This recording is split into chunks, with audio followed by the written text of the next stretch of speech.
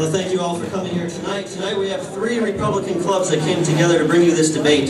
The Davie Cooper City Republican Club, the Southwest Broward Republican Organization, the Republican Club of Greater Hollywood. My name is Richard DiNapoli, and I currently serve as the president of the Republican Club of Greater Hollywood, as well as one of your Florida real estate commissioners, and the treasurer of the Broward Republican Executive Committee. I will be your host and moderator tonight. Now, you may have come here tonight because you are a supporter of Karen Harrington. Please come up.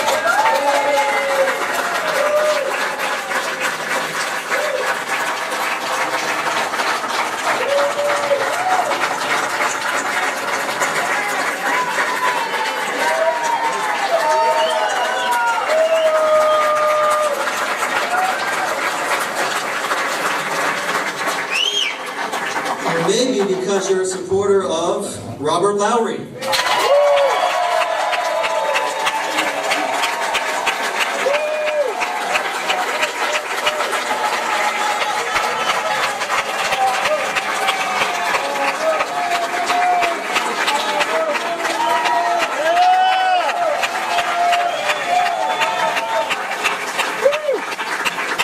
Or maybe because you're a supporter of Donna Milo.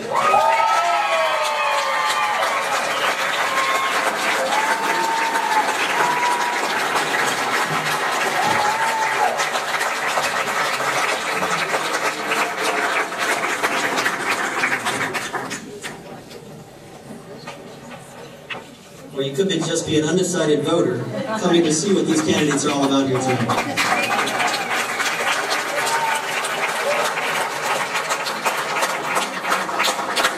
We clearly have a spirited primary on our hands here. We've also got to remember that tonight is about what it says on the sign right here, GOP unity. The media likes to talk about what divides Republicans, but I think everyone in this room is going to get behind whoever wins this primary, because it's going to take some GOP unity to defeat Debbie Wasserman Schultz. United together, we can do it. United together, nothing can stop us. It's a great day and a great year to be a Republican, and I'm confident that our candidates are going to win in November.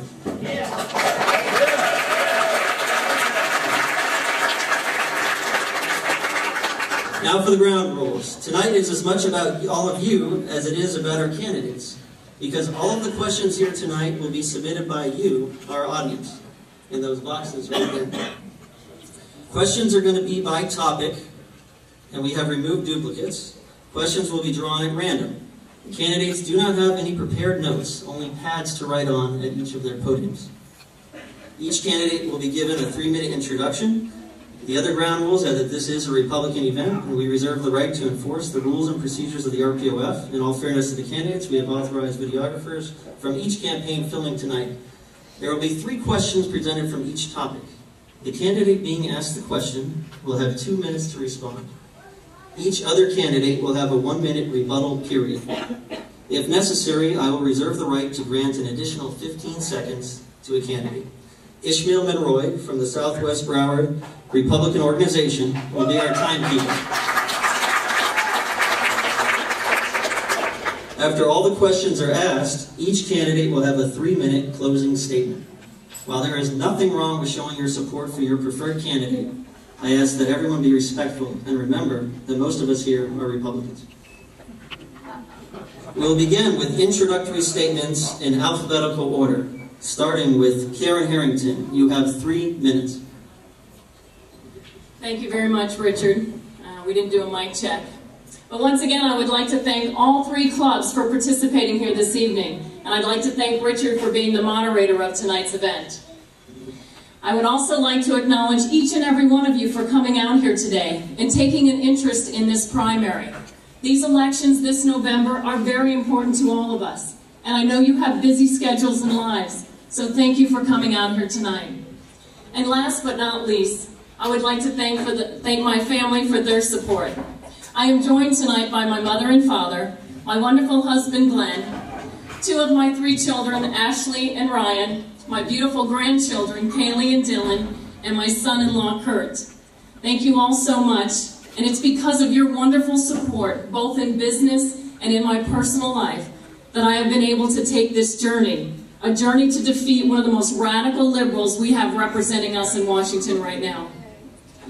As most of you know, I am a businesswoman. My family and I have been successful restaurant owners for over 36 years. One of the toughest businesses you'll ever take part in. The hours are long, you never have weekends and holidays, but the reward of owning your own business is wonderful. And we have seen tough times in those 36 years, but no matter what, our community has been there for us, and now it is time for me to be there for them. My granddaughter is crying. Love you, Kaylee. As many of you know, I have not aspired to be in politics, but what is happening to our country is so important to all of us that it takes good Americans willing to stand up and fight for this great country. As I watch Debbie Wasserman Schultz, Nancy Pelosi, Harry Reid, and the Obama trio, they are taking our country in a direction riddled with unsustainable debt, a weaker national security, and an unprecedented reach of government control and power. I am inspired to run for this position. I will no longer be represented by somebody like Debbie Wasserman Schultz. I have lived in this community for 42 years, and as I was driving here tonight, I passed my high school, South Broward. This community is more than my home. These people that live here are my family, and we deserve fair and true representation. Our campaign has made incredible strides. We have amazing endorsements from Brian Riley, a former candidate, as well as the city commissioner here in Hollywood, Patty Asef. I also have the full endorsement of the Florida Rights to Life, and I am also endorsed by the Christian Coalition Voters Guide. We have been on Russ Morley, Joyce Kaufman, and Fox News with Stuart Varney. Our campaign is gaining great ground, and I'm looking for your support. If you vote for me on August 24th, I will give you 110%, and I will fight to beat Debbie Wasserman Schultz. Thank you.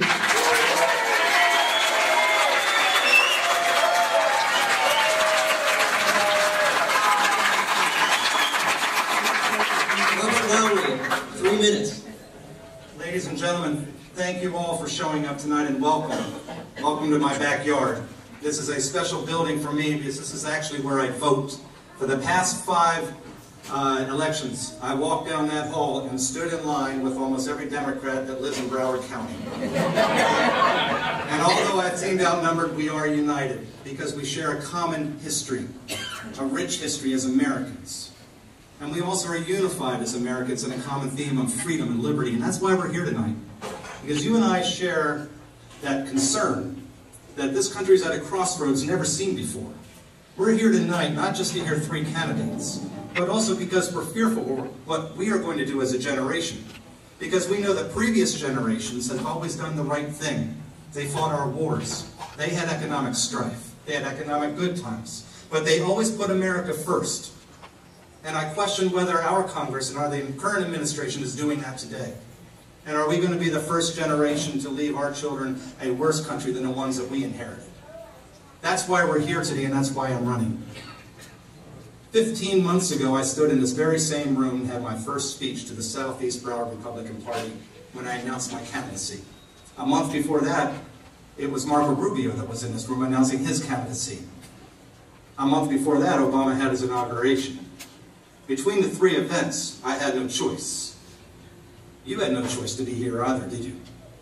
You're just as concerned as I am, as Donna is and Karen is. So I welcome you to my backyard, our backyard. I also welcome my fellow candidates, Donna and Karen, because I know they're also patriots. Anyone that puts a hat in a ring to become a candidate deserves a little admiration, whether a foe, an enemy, or a co-patriot in unity, which I hope we all are. After the last debate, the last Republican debate, it was in the press and alluded to, the critique on my verbiage and my candor was that I was flippant. I was also reprimanded for being too professorial or even educational. Make no mistake, do not misrepresent my verbiage or my candor as a lack of seriousness of what's facing this great nation. What we have facing us is a critical mass a critical mass of progressivism. We now have to recapture what made this nation great. We now have to reach in and do the difficult decisions. Now, not typically like a politician that will tell you what you need to hear for a vote, but rather as a statesman that will do what's appropriate for this great nation. I'm coming to you tonight with solutions. Listen to them. Because you are here to make a decision as the best who can represent our district, our nation. Because what legislation does in Washington, D.C. doesn't just necessarily a small business owner or you or me. It affects the entire world. Because we are the world leader. And when America is weak, the world is in danger. Thank you.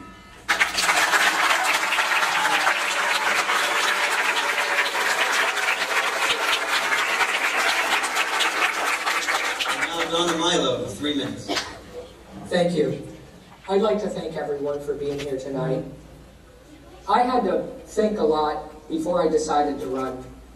Not because I didn't think that it would be patriotic or something. I had to think about it because I wondered, what would I be able to do if I ran in this race? How could I impact or influence our community? How could I save my nation? And I thought about it for a long time, and having been born in a country, Cuba, I was born in Cuba. My family left Cuba when I was 3 years old because we lost the country to socialism. And I really had to look at what was happening in this country and think about it, analyze what was going on. I finally had to say, you know what, I have to run because I can't bear the thought of my children growing up in a country without the freedoms, without the opportunities that I had in this country when we came here, looking for freedom from persecution, looking for freedom of religion, looking for the things that we needed to be free Americans. And what I've seen happening in our country, and you're going to hear a lot of us, we're going to be speaking about the same thing, strong constitutional values. We're all conservatives. We're all very concerned about what's happening in our country. And we're going to have to make decisions between now and Election Day as to which one of us would have the best opportunity and the best understanding of how to reach our nation and fix what is inherently wrong. Our Constitution, we're lucky, we're blessed with a Constitution that grants us our rights for God. But also we have to think what happens, what is in that document that makes us exceptional besides being endowed by our Creator those inalienable rights. It is that our government owns nothing. It's not supposed to own or control wealth or the economy. Every country in the planet that is not free has the government controlling its economy, and it controls the wealth. And what we've been doing for the last few years is we're allowed to say we're free because that hasn't been taken from the Constitution, but the government is taking over our banking sector, just happened recently, our energy sector through regulation, our healthcare sector through regulation, our insurance sector through regulation, through stimuluses, through bailouts. They control the flow of money and they control the economy. And if they control their economy, if they control our economy, they control us. And I feel that I am the candidate that best understands what it is to lose our freedom, to lose our economy, and I will represent this community. Thank you for having me tonight.